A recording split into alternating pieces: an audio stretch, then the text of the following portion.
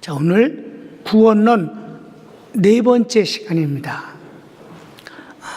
네 번째 시간은 내포적 대표자 원리입니다. 본문은 로마서 5장 12절부터 21절까지의 내용이에요. 내포적 대표자는 구약이 아니라 인간 최초의 하나님이 창조하신 아담 그리고 예수님, 이 둘이서 내포적 대표자 원리의 주인공이라는 거예요. 자, 1번 읽읍시다. 시작.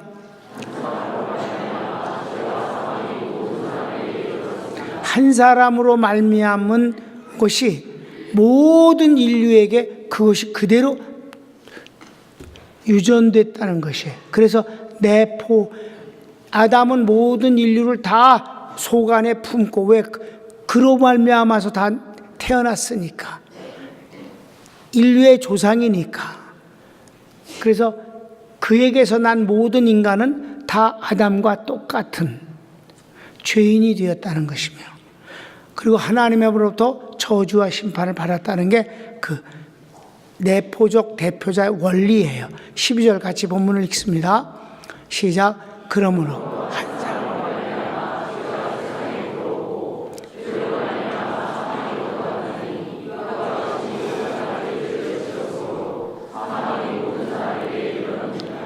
그러면 죄값은 사망이라고 그랬으니까 하나님이, 그러니까 아주 쉬워요. 간단해요.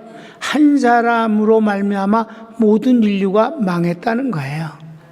자, 2번 시작. 율법 전에도 죄가 있었으나 율법이 없을 때도,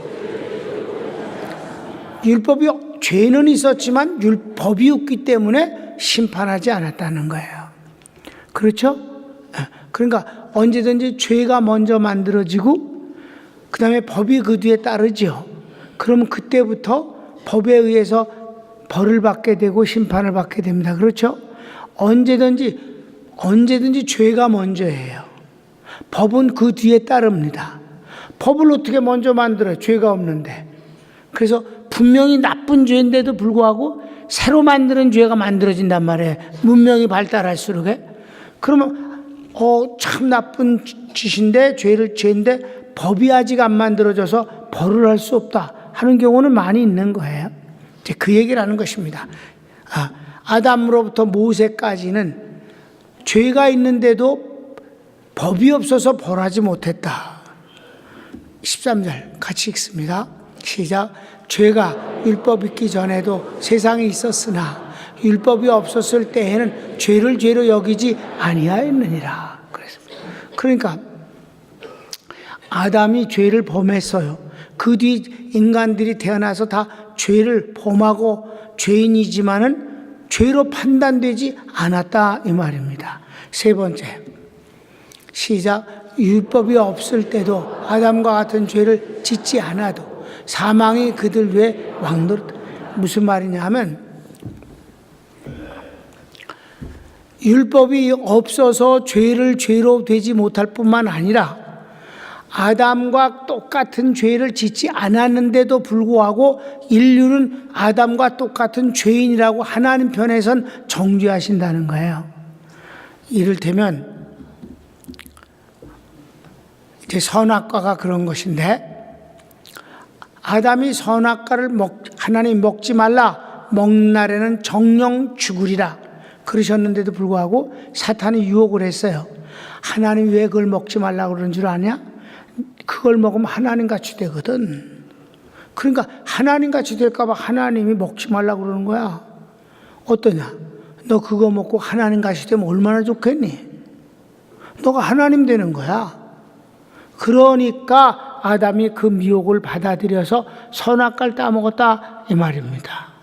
그런데 그 뒤에 인간 선악과를 따먹고는 에덴 동산에서 쫓겨났어요. 선악과는 더 이상 있지 않아요.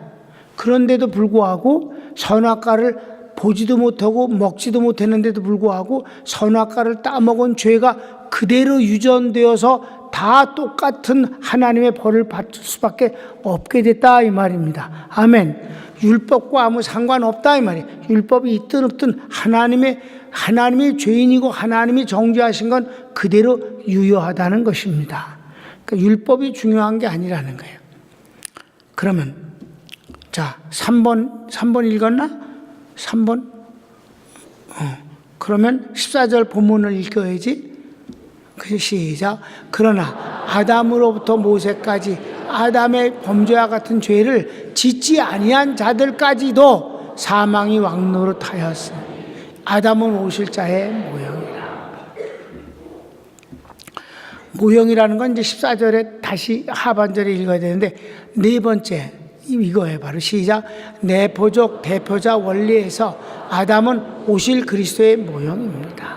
그러니까 중요한 건 아담 때문에 온 인류가 망했다면은 아담과 똑같은 원리로 오신 분이 예수님이다. 아담 때문에 인류가 다 망했다면 예수님 때문에 인류가 구원받을 수 있다는 거예요. 그래서 이 내포적 대표자 원리에 있어서는 아담은 예수님의 그림자이다. 먼저 보여준 모형이다. 이해되셨죠? 근데 아까 이미 읽었어. 14장 하반절을. 그렇죠? 그거 읽지 않습니다. 다섯 번째. 시작.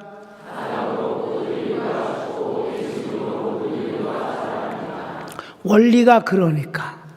원리가. 왜 그럴 수 있습니까? 아담은 모든 인류를 뱃속에다 내포하고 대표로 선악과를 먹고 하나님으로부터 저주와 심판을 받았으니까 그 뱃속에 있는 모든 인류는 똑같은 죄를 짓지 않아서도 이미 저주와 심판을 받아서 죽은 것이다. 그런데 예수님이 이 땅에 오신 이유가 바로 그분 혼자서 십자가에 죽으시고 그분 혼자서 부활하셨지만은 우리는 십자가에 죽거나 부활하지 않았어도 그분이 구원할 자들을 내포하고 대표해서 십자가에 죽으시고 부활하셨기 때문에 그를 믿는 사람은 이 모든 것들이 적용이 돼서 하나님의 자녀가 되고 의로워진다는 사실이에요. 다시 말해서 심판에서 벗어난다는 원리가 이런 내포적 대표자 원리라. 그러니까 어떤 사람이 그렇게 말했어요. 아니 예수님 피가 얼마나 많길래 그래 죄를 그렇게 많은 사람을 다 씻어서 없애버리냐. 한 드람 동이라도 모자르고 동해바다쯤 돼야만 온 인류의 죄를 씻겠다. 그 무식한 놈아. 내포적 대표자 원리를 알면 그런 소리를 안 한다. 예수님 피가 우리를 씻는 게 아니라 내포적 대표자 원리 때문에 우리가 구원을 얻는 것이다. 아멘. 그러니까 내포적 대표자 원리는 아담과 예수님 뿐이다. 이해되셨죠? 아주 쉬운 거니까. 이게 아주 길어요. 아담 그리고 예수님 15절부터 19절까지인데 성경을 읽으면 반복되어지는 내용이에요. 그러니까 성경은요 어려운 게 아니에요. 주님이 우리에게 아주 쉽게 완전하게 확실히 그 진리를 깨닫게 해주시느라고 애를 쓰시는 거예요. 내가 옛날엔 요한계시록이 너무 어렵고 복잡하고 혼란스럽고 그랬는데 요즘 요한계시록을 가르치러 다니니까 요한계시록이 너무 싱거울 만큼 단순하다 이 말이에요. 이번 고난주간 때 요한계시록 전반부 다 끝내고 성령 강림절 때 요한계시록 후반부를 다 끝낼 것입니다. 아주 잘 배울 거예요. 아멘. 옛날에 했어도 그냥 다 잊어먹었잖아. 요번에 교환 다 주잖아. 그래갖고 제자들 가리키는 거 그대로 가리킬게. 여러분이 확실하게 알면 재림신앙을 갖고 있으면 얼마나 평안한데요. 재림신앙이 왜 좋으냐면 다른 것에 몰입을 하지 않아. 다른 것에 빠지질 않아. 재림신앙은 다른 거 다 그저 그래 보여. 뭐 관광 그저 그래 보여. 왜? 천국이 더 좋은 곳이 있으니까 그저 그래 보여. 다 그저 그래. 주님이 최고야. 이렇게 되면 막 참고 애를 쓰고 노력하고 그럴 필요가 없잖아. 가치관이 그렇게 되어버리면 자연스럽게 살게 된다 이 말이에요. 그게 진리를 알지니 진리가 너희를 자유케 하는 것이다. 뭐 몸부림을 치고 힘을 주고 뭐 애를 쓰고 이러지 않아도 그냥 편안하게 자연스럽게 이 땅의 삶을 살 수 있다는 거예요. 그러니까 내포적 대표자 원리 아주 쉬워요. 오히려 솔직히 말하면 한 번만 하셔도 되는데 3번씩 하시고 그러네. 이런 건방진 생각이 든다 이 말이에요. 자, 15절부터 19절 시작. 그러나 곧 한 사람이 더욱 하나님의 은혜로 많은 사람 또 이선 걸지 아니하니 심판을 한 사람 정죄에 이르렀으나 은사로 말미암아 의롭다 하시매 한 사람의 본대로 말미암아서 한 사람을 도하여 왕노릇 하였으니 더욱 은혜와 음식에 바른 자들은 한 분 예수 그리스도를 통하여 생명 안에서 그런즉 한 분 한 위로 내 이름을 많은 사람이 이롭다 하십니다. 생명에 이르렀느니라. 한 사람이 순종하고 많은 사람이 죄인인 것 같이 한 사람이 순종하고 많은 사람이 죄인이다. 이해됐어요? 얼마나 반복을 해. 8번쯤 하잖아 지금. 한 사람으로 말하면 이런데 한 사람으로 말하면 이렇게 됐다. 전부 그렇죠. 그 내용은 간단해. 아담 한 사람으로 말미암아 온 인류가 죄인이 되고 하나님의 심판을 받은 것처럼 예수님 한 분으로 말미암아 구원을 받은 사람들이 다 의로워지고 하나님의 자녀가 되고 천국의 주인이 되었느니라. 아멘. 그래 그거예요. 뭐 너무 확실하니까. 그러니까 제목이 제일 중요한 거예요. 내포적 대표자 원리. 한 사람으로 말미암아 인류가 망하고 한 사람으로 말미암아 구원을 얻게 됐다. 그러니까 우리는 절대로 십자가에 죽을 필요가 없고 부활할 필요가 없어요. 왜? 그게 우리에게 유전되어지는 은혜이니까. 마지막 6번째 시작.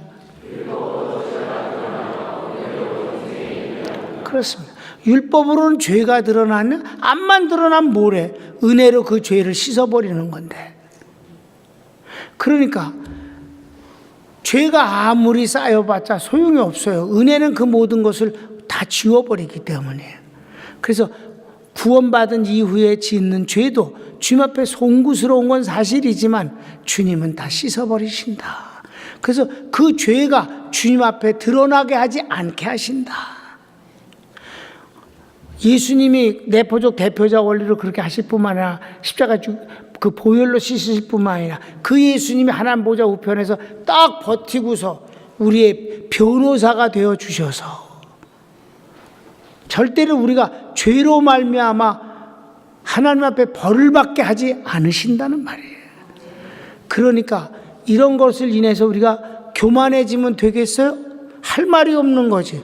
그 은혜 앞에 머리를 숙일 수밖에 없는 거지. 그러니까 우리는 할 게 그저 회개일 뿐이고 감사일 뿐이다. 오만해질 수가 없는 거지요. 그래 안 그래요?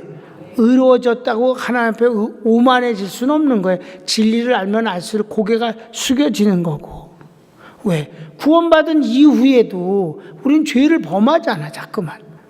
그런데 그 죄가 우리에게 벌로 되지 않게 하신단 말이에요.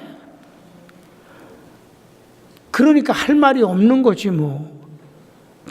율법으로 죄가 드러나 은혜로 죄를 씻어버려. 참 이게 이게 바로 선물이에요. 예수님을 하나님 십자가에 죽이신 것의 그 효과로 우리 죄를 씻으시는 하나님의 은혜라. 그러니까 무율법주의자가 돼서는 안 된다는 거죠. 은혜를 받았으니까 아무래도 좋아 이건 무율법주의자. 이건 아주 그 니콜라당이라고 하는 거예요. 그럼 하나님의 은혜를 은혜로 여기질 않는 놈이지. 우리가 끝없이 용서를 받는 그것 때문에 하나님 앞에 그저 감사와 기쁨이 있으되 솔직히 머리를 들지 못하는 송구스러움이 있는 것이지. 그렇습니까? 그러나 송구스러움 때문에 죄책감으로 눌려 살 건 없다. 자녀의 권세를 인하여 또 담대해지는 것이지. 그러니까 이런 우리의 정서는 하나님 앞에 복잡할 수밖에 없어요. 기쁘고 감사한 반면에 송구스러움이 있고 죄송스러움이 있는 것이고. 그렇습니까? 그러니까 한마디로 말해서 그분을 경외하고 겸손하고 감사하고 기뻐하고, 그러니까 그저 부족한 내가 어떻게 하면 주님의 은혜를 갚을 수는 없지만 주님을 사랑하여 그분이 원하시는 걸 섬김으로 보답하면 좋지 않겠는가. 그래서 섬김으로 보답하려고 그랬더니 또 하나님은 그 섬김 때문에 축복과 상급을 주신다 이 말이에요. 그러니까 우리는 하나님 앞에 은혜를 갚을 방법이 없어요.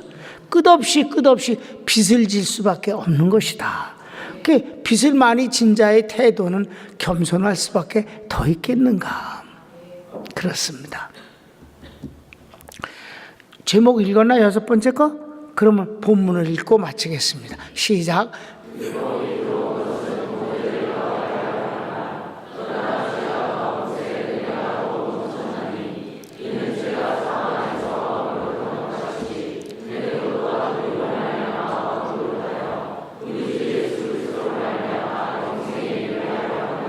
할 말이 없어. 할 말이. 아멘. 그 은혜가 너무 커서 하늘보다 더 커서 할 말이 없다. 하나님의 은혜 앞에 할 말이 없지 않는가. 그렇습니까? 그러면 우리가 율법 밑에서 죄책감 속에서 도망가는 사람이 돼서도 안 되거니와 구원을 받았다고 해서 방자할 수도 없다.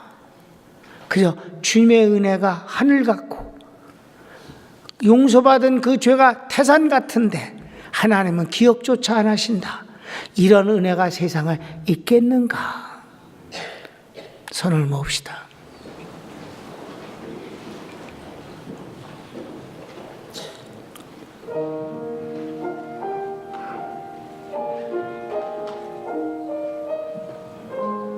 사랑하는 여러분, 하나님의 자녀가 된 건 이렇게 엄청난 일이옵시다. 그분이 이 땅에 오셔서 하신 모든 것을 우리에게 몽땅 전가시켜 주셔서 우리를 의롭다 칭하게 하셨습니다. 하나님이 하시는 일입니다. 우리 지난 주일날 공부했습니다. 사람으로 하는 할 수 없는 것을 하나님은 하시나니, 이게 바로 하나님이 우리를 의롭게 하시는 방법이옵시다. 다 같이 주여 한번 부르기도 할까요? 주여. 오 하나님 감사합니다.